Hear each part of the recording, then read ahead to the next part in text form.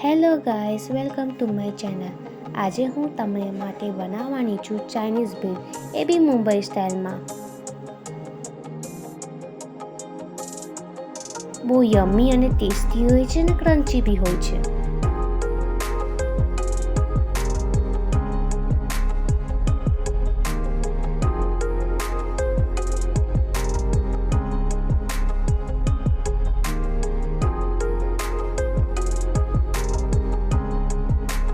પહેલાં આપણે કોબી લેશું, એને ફાઇન ચોપ કરશું.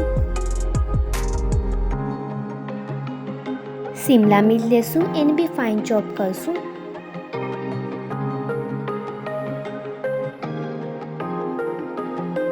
લીલા કાંદા લેશું, એને બી ફાઇન ચોપ કરશું.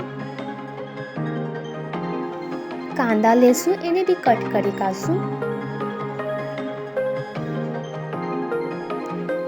પહેલાં આપણે ઓઇલ લેશું,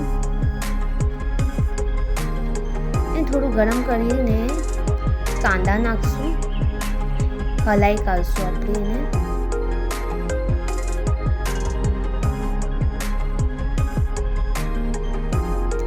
શિમલા મિર્ચ અને કોબી લેશું, એને હલાઈ કાઢશું.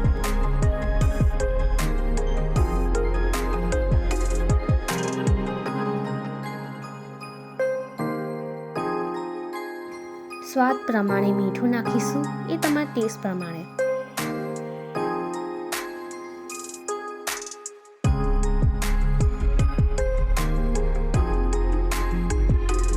હલાવીને આદુ મરચાંની પેસ્ટ લેશું 1 ચમચી.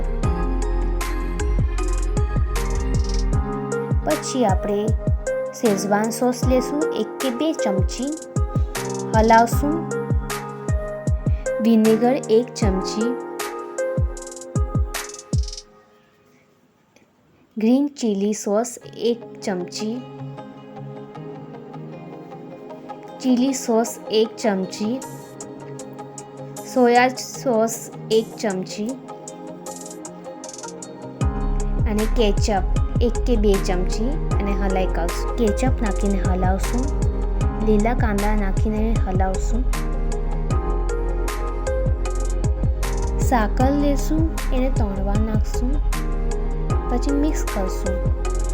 ચાઇનીઝ ભેળની સેવ લેશું, એને પાણીમાં બોળીને એમાં એડ કરી છે. યમ્મી ટેસ્ટી ક્રન્ચી ચાઇનીઝ ભેળ રેડી થવાની ચાઇનીઝ ભેળ નાખશું અને આપણે એને મિક્સ કરશું. ટેસ્ટ પ્રમાણે કેચઅપ નાખશું, એ તમારા ટેસ્ટ પ્રમાણે. તીખું ભાવતું તો નહીં નાખતા કેચઅપ. બહુ યમ્મી ટેસ્ટી અને ક્રન્ચી ચાઇનીઝ ભેળ રેડી છે. હું એને સર્વ કરું છું. કચુંબર રેડી રાખ્યું છે, કોબી અને શિમલા મિર્ચ એમાં મીઠું નાખીને એ સર્વિંગમાં મૂકું છું.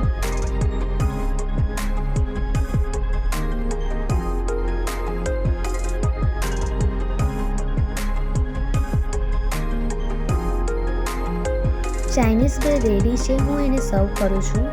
બહુ યમ્મી ટેસ્ટી ચાઇનીઝ ભેળ રેડી છે. ગાર્નિશિંગ કરવા માટે લીલા કાંદા લેશું. ભેળ હવે રેડી છે. લાઈક, શેર, કમેન્ટ કરજો અને સબસ્ક્રાઈબ કરજો અને બેલ આઇકન દબાવજો. Please share your friend and family. Bye by.